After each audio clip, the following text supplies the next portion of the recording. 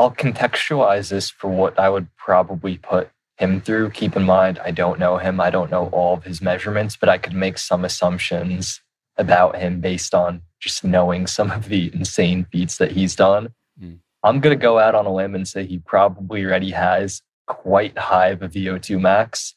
Probably doesn't need to improve by that meaningful of a degree. I mean, he's put down sub 5-minute mile, I believe. Mm-hmm. Yeah.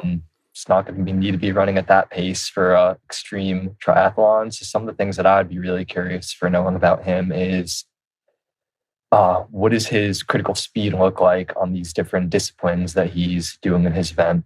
And the reason that I'm interested in critical speed is we could kind of overlay that with another concept, which is the critical metabolic rate. That's the metabolic rate where if you're working at a higher output than this metabolic rate, you're outstripping your own oxygen supply. If you're working at a lower intensity, you are replenishing the oxygen supply in your tissues. A lot of athletes that tend to carry quite a bit of muscle like he does, their critical metabolic rate occurs at a relatively low percentage of their VO2 max. So for him, he probably doesn't need to get that upper ceiling higher. He probably needs to bring that floor upwards so he could work at higher relative intensities without outstripping his own oxygen supply. That also becomes something that's of interest to me because that really ties into his ability to coordinate contractions.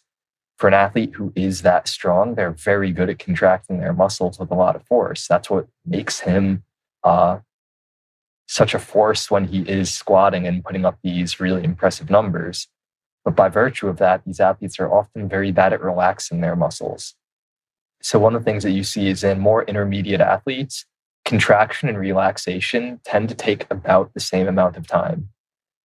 Then as you kind of get to a higher tier of athlete, eventually you get to a tipping point where people that are world-class athletes could actually relax the muscle in less than half the time it takes to contract the muscle.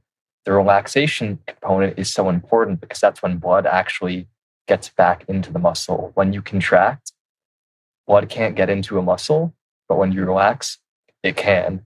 So if he doesn't have good muscle coordination, he's going to be pooling the blood on the venous side of circulation when he's actually doing this ultra triathlon. If you're pooling blood on the venous side of circulation, which veins could extend quite a bit, a lot of blood could really pool there.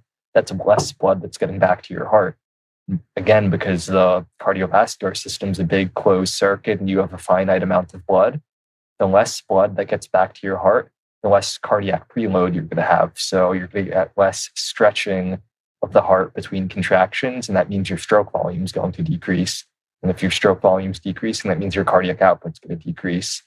So now he may not be able to maintain the same degree of vasodilation in the peripheries. So I'd be trying to get different measurements of these various areas because I could make assumptions for him. I doubt he's limited by his ability to utilize oxygen in the tissues. If he were limited by that, he wouldn't be as strong and powerful as he is.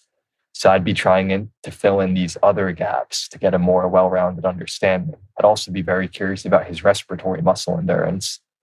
A lot of times, athletes that are very strong, they have incredibly strong diaphragms, but their diaphragms are also stiff. And they also tend to have very closed down infrasternal angles. So if you think of the angle at the bottom of the rib cage, it tends to get clamped down.